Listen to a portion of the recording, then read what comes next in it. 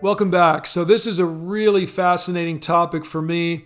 I've always been a firm believer that in art, in music, in life, it's the little imperfections that make things human and much more interesting. So we're going to take a look at classic rock mistakes that were left in, and I would argue have a huge part in the appeal of these songs. I don't know why my mind went here. I'm probably dating myself. But when I was a kid, the biggest model, the it girl, was Cindy Crawford. You guys remember Cindy Crawford?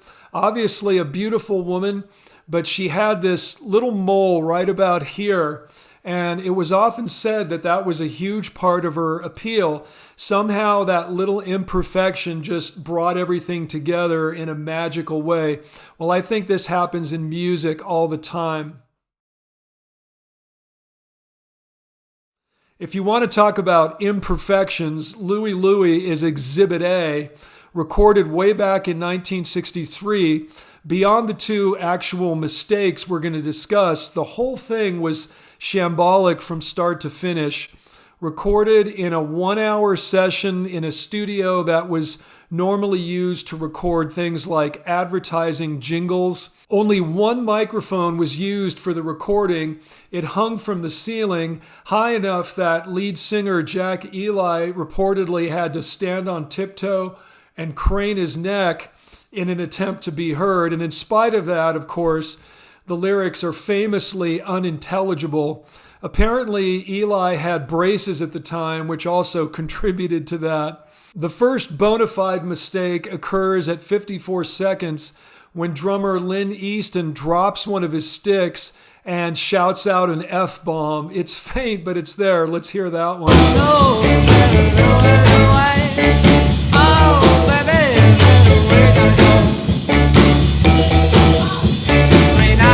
The second mistake comes right after the guitar solo, and by the way, it's a pretty chaotic and crazy guitar solo, especially for 1963.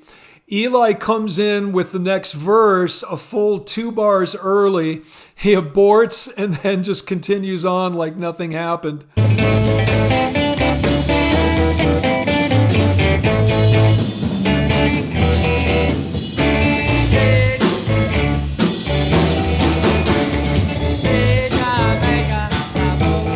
And honestly, what other choice did he have? If you've booked 1 hour of studio time and you've got one microphone, it's not like he could have gone back and erased that part off of his track. You just take what you can get. And again, I think that's all for the best. It's things like this that make Louie Louie more punk rock, in my opinion, than anything the Ramones, the Sex Pistols, or any of the rest of them ever did. For our next entry, we jump ahead just 1 year in time to the Beatles' Hard Day's Night album, If I Fell, a gorgeous ballad which I think is underrated in their catalog. You don't really hear about it too much. But of course, it features a beautiful vocal duet between John and Paul, very intricate harmonies done to perfection, or maybe not quite. The mistake appears in the song's middle 8 section. That's the part that begins with the line, "Don't hurt my pride like her." Now, the middle 8 occurs twice in the song. The first time, it goes without a hitch. I've pulled up the isolated vocal tracks. Let's listen to the first middle 8. And I would be sad if our new love was in vain. Perfect, right? Okay, so now let's listen to the comparable section in the second middle 8, and right at the end on Vain, you will clearly hear Paul's voice sort of crack and just drop out. And I would be sad if our new love was in vain. So I'm curious as to how many Beatle fans out there picked up on this. I noticed it right away when I bought the album as a kid, and I always found myself anticipating it, listening for it, and it in no way diminished my enjoyment of an excellent song. So why did they leave it in? I don't know. Knowing the Beatles and their mischievous sense of humor. They probably just thought it was really funny. Paul was an amazing singer in those days. He could have gone back and fixed it, but it just gives the thing a little bit more personality. This one is really fun because here is a mistake that completely transformed Benny and the Jets into the song we know and love today. Now, I've always looked at Benny and the Jets as Elton's 1970s answer to the Beatles' Sgt. Pepper's Lonely Hearts Club Band. Both songs are about fictional groups with very catchy names. Both have canned crowd noise to make it sound like they were recorded live. But Benny and the Jets did not start out that way. What happened was, right at the beginning of the recording, Elton accidentally hit an F major 7 chord on his piano about 1 bar too early. We hear the chord, then there's a gap where there's just the ambient crowd noise, and a few seconds later, Elton comes in again, this time with a G major 7 chord, and the rest of the band playing along.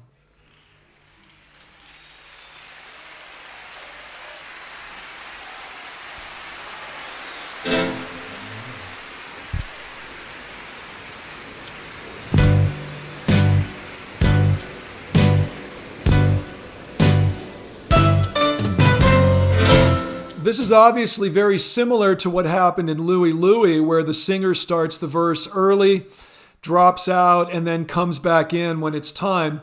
But unlike Louie Louie, this would have been very easy to just chop off, right? That chord coming as it does in the beginning of the song didn't have to stay there. But this is where Elton's producer, Gus Dudgeon, had a stroke of genius. He realized that first F major 7 chord sounds exactly like the type of thing you might hear at a live concert. We can just picture Benny walking out on stage, sitting down at the piano, and striking a test chord before the beginning of the song.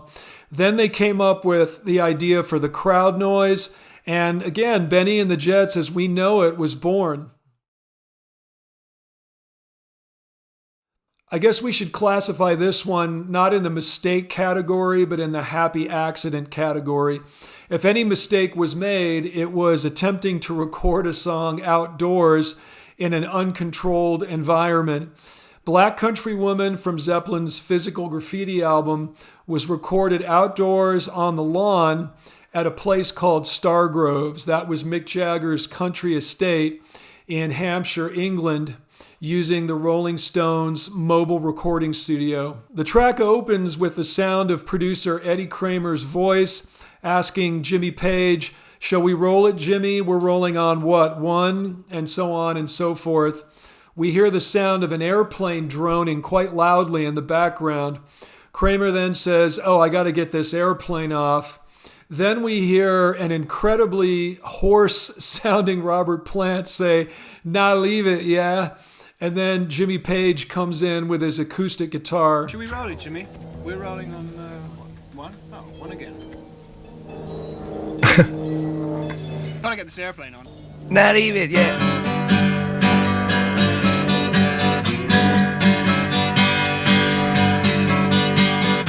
Now, it would have been really easy for these guys to say, "Oh, that's weird, that's unprofessional, we got to do this over."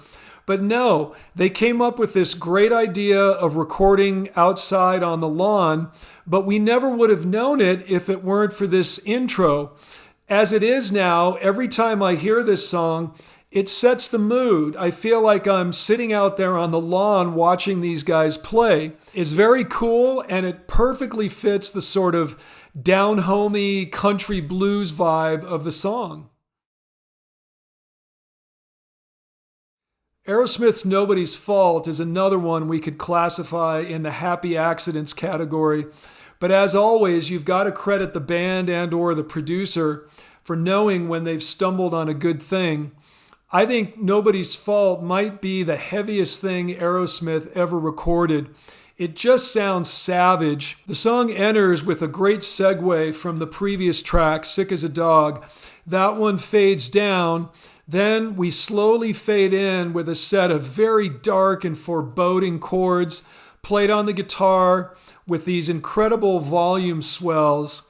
It starts on A flat and follows a pattern going up a minor third and then down a fifth, then going up a minor third, then down a fifth, pausing, and then ending on what sounds like an E flat minor 6, a very dark chord. The mood it sets up is intense, but what makes it even better, if you listen very closely, in between those last two chords, you can hear the sound of a door closing. Apparently, that was some anonymous studio engineer who had no idea the band were recording. I guess there was no red light that they could see. Just waltzed in and shut the door behind them. So, of course, initially the band were thinking, damn it, we're going to have to do this again. But listening back, they realized it's just perfect. You could not have timed it better.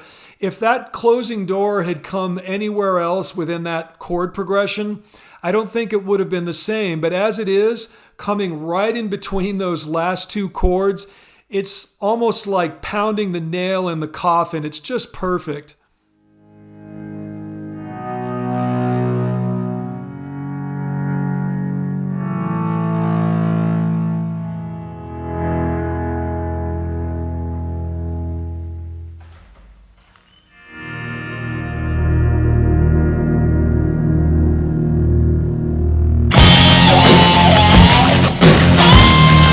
That's what I got for now. I was originally intending to do 10 of these, but some computer memory issues got in the way.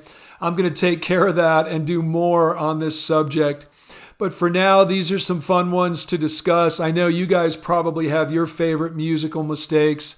Let me know what they are in the comments. Talk soon.